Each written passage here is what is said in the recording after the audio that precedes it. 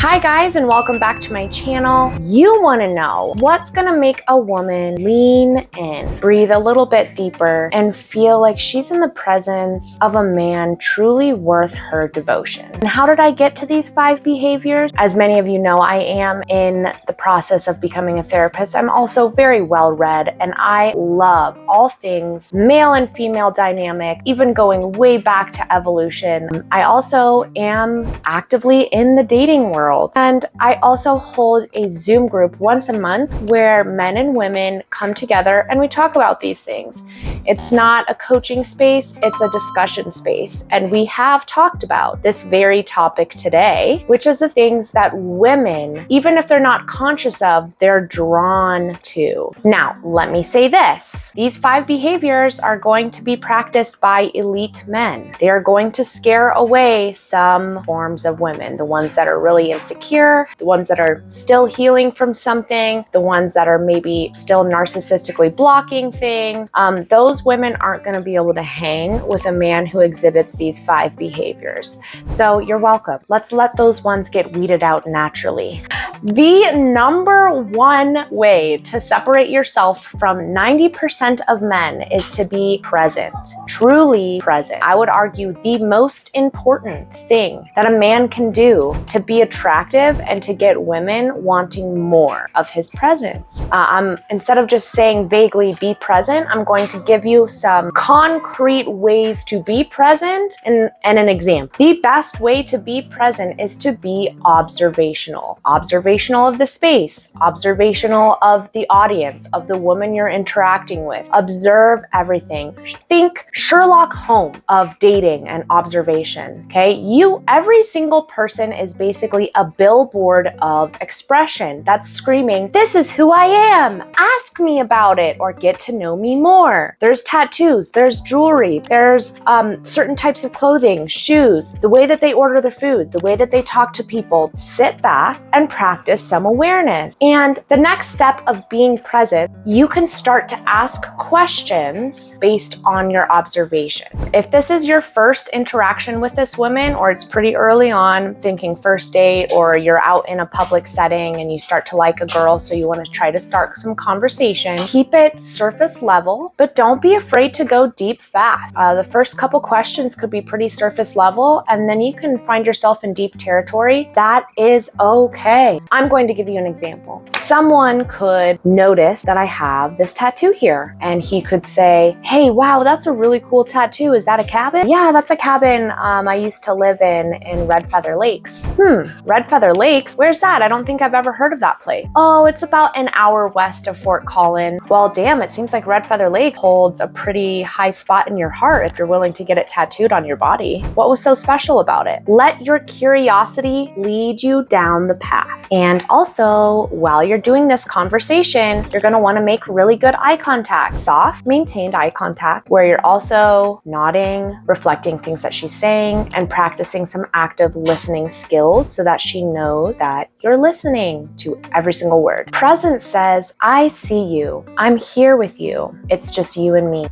And that quiet attention is female foreplay. Okay, number 2 is cultivate unshakable calm. Okay, like I said, I've discussed these things in groups, and the thing about being calm when you're in courtship is not about avoiding your feelings. It's about you maintaining your anchor and your groundedness. And believe it or not, men and women both want this in a partner.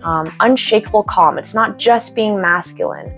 They want to know that, when certain stress triggers or emotions come up, they have someone to defer to remain calm. You can't fake calmness. You can't fake regulation. You have to actually practice it. It's like a muscle. Breathe slowly when things get tense. We go inhale for 4 seconds, hold for 4 seconds, exhale for 4 seconds, hold for 4 seconds. That's the slow regulatory breathing you should do when you feel stress. Resist the urge to fix any of her problems. She might be bringing up emotional stories or telling you things that would get you a little bit like in your fixer mode. Remember, you're not here to fix anything. You're just here to see her, to witness her, Say things like, I'm here, take your time, there's no rush, or maybe that thought will come back to you. I hope it does, because I was really curious what you were thinking. My third point is lead with confidence, but not control.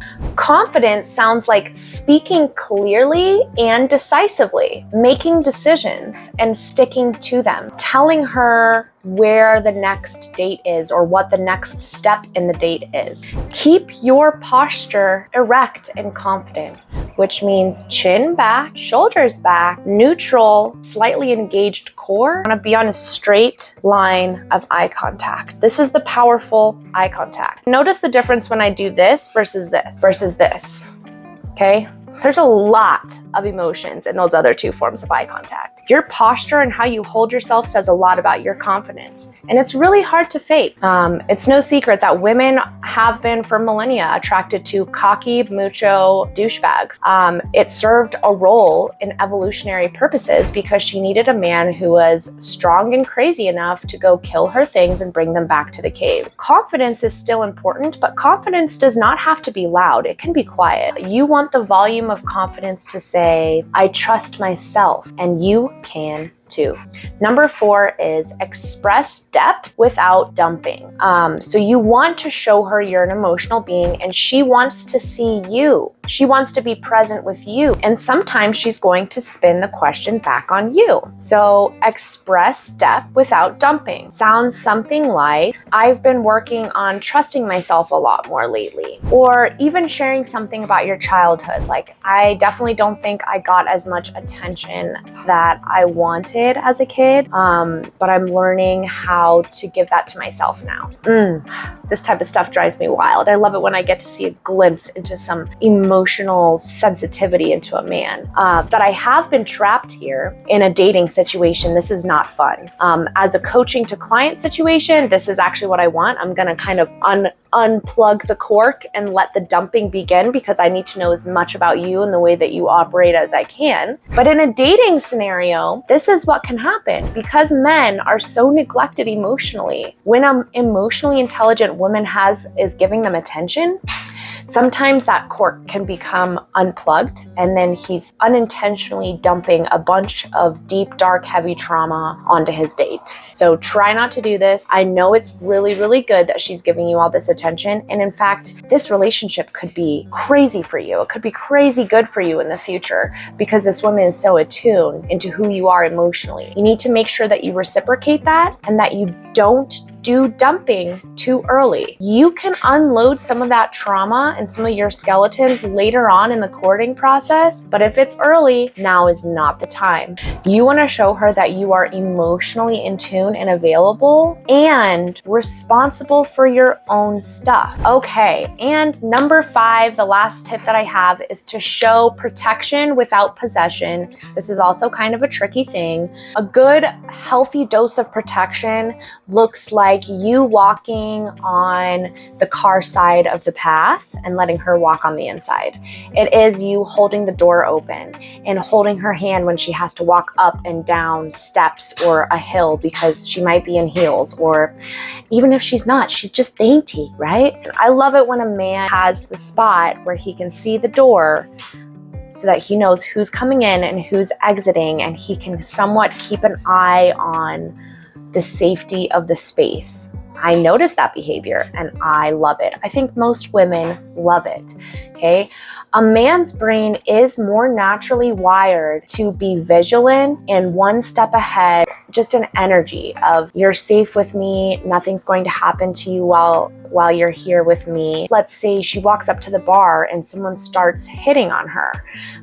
The proper way of showing protection but not possession is to approach, practice some body language that displays that you're with her, and not cutting off the conversation, not stepping in and saying, hey buddy, what the fuck, okay? So hopefully this helps you really take a look at what skills you need in order to form a healthy connection with another healthy person.